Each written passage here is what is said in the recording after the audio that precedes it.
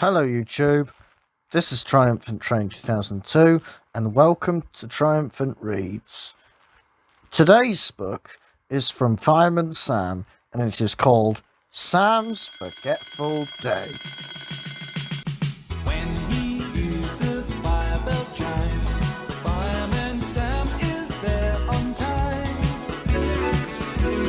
Putting on his coat and hat in less than 7 seconds flat.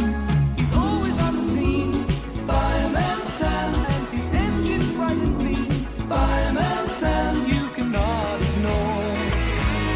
Sam is the hero next door.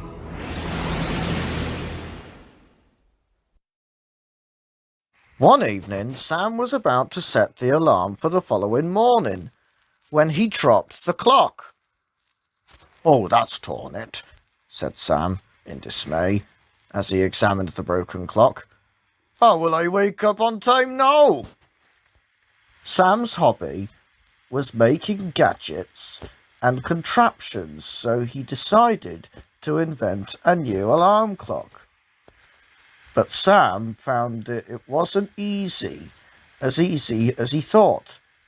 "I can't seem to get the jiggle sprocket to fit the fiddle flange," muttered Sam.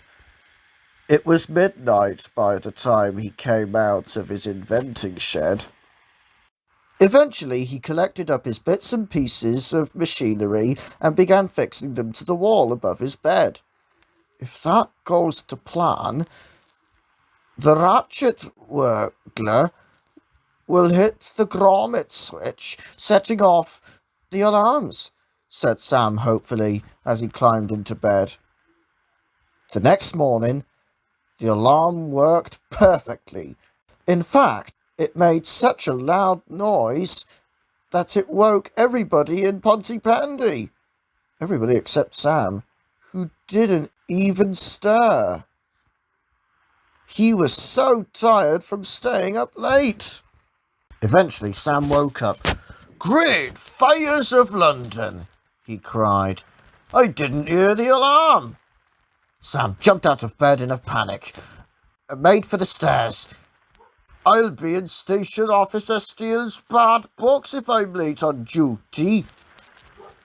Sam sprang into action, sliding down the banister, fireman style, grabbing his tunic and helmet on the way. "If I step on it, I might just make it," panted Sam as he dashed out of the door, dressing as he went. Sam was in such a panic, worrying about the time, that he didn't realize he was getting all of his clothes mixed up.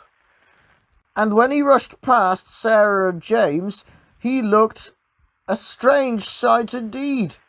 The twins couldn't believe their eyes and called out to their Uncle Sam. "I can't stop you two," called Sam. "I'm late for work." "But it's your day off today, remember?" laughed Sarah. "And that's why you invited us to go for a picnic," giggled James. Sam felt embarrassed. "Of course it is," he groaned. "All that rushing for nothing." Later, Sam and the twins were walking towards Bella's cafe. "A nice quiet day off is just what I need," said Sam. "We'll pop into Bella's and fill the hamper up with goodies for the picnic." "Yummy!" cried the twins, licking their lips.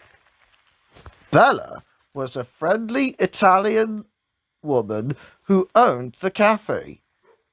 She usually made a fuss of Sarah and James, but today she was nowhere to be seen. "Bella!" called Sam. Bella's head popped out from under the table. "What on earth are you doing under there?" asked a puzzled Sam. "I can't find my cat Rosa," said Bella.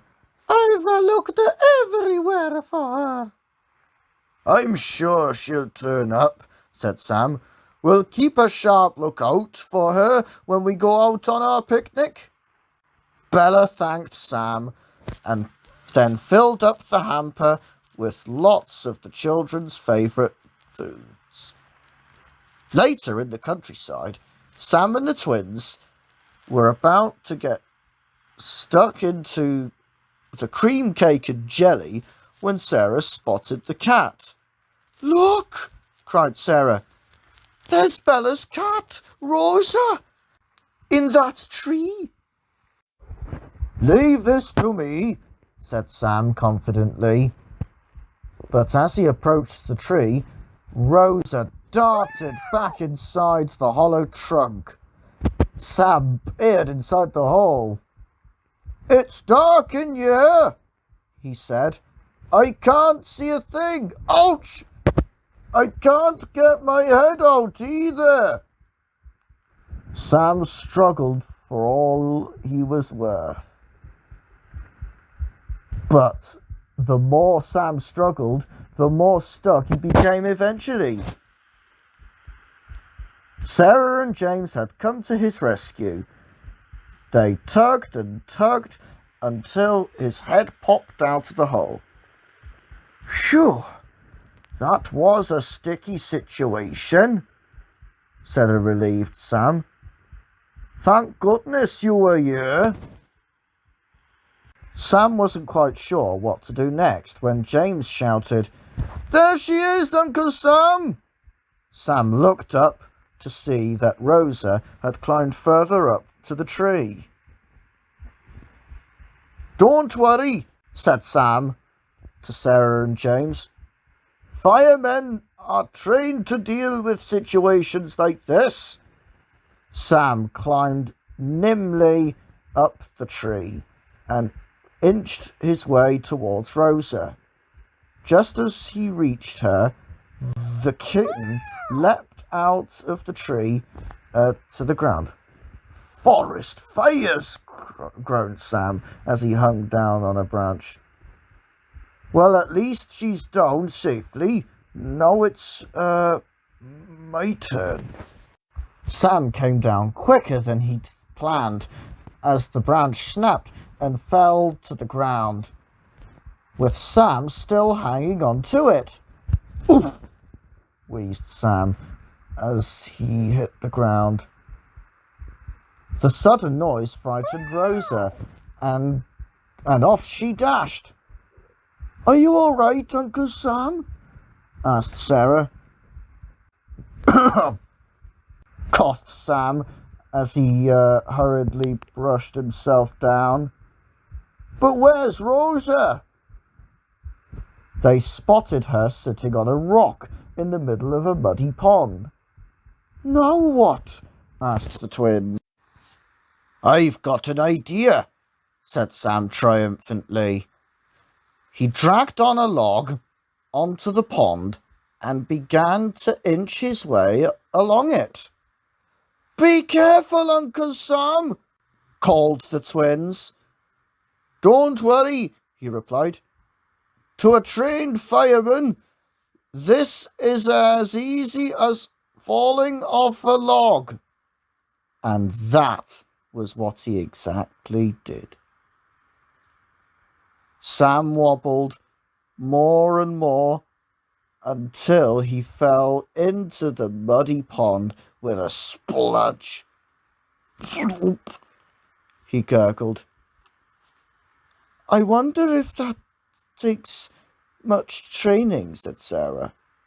Meanwhile, Rosa scampered across the log to dry land.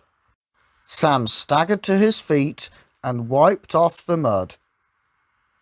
"Let's go back to our picnic," said Sam. "I've got more chance than catching a cold than a cat." But when they had finished their picnic, Sam and the twins had one last look for Rosa, but unsuccessful, they headed home. But when they got back to Bella's cafe, Sam explained what had happened. "I'm sorry Rosa caused you so much trouble," said Bella. "No trouble," replied Sam.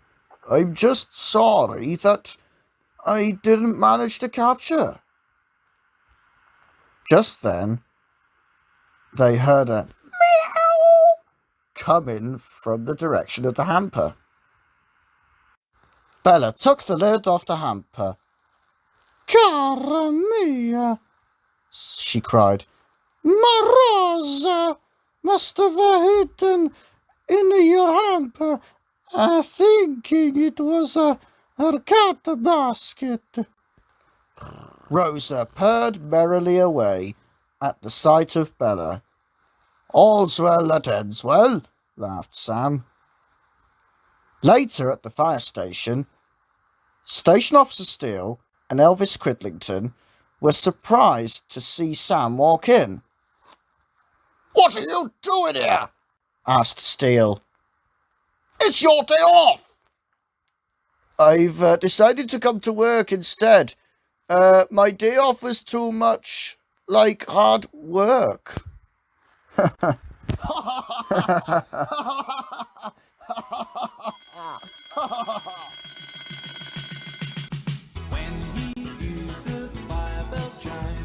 This was a good story there.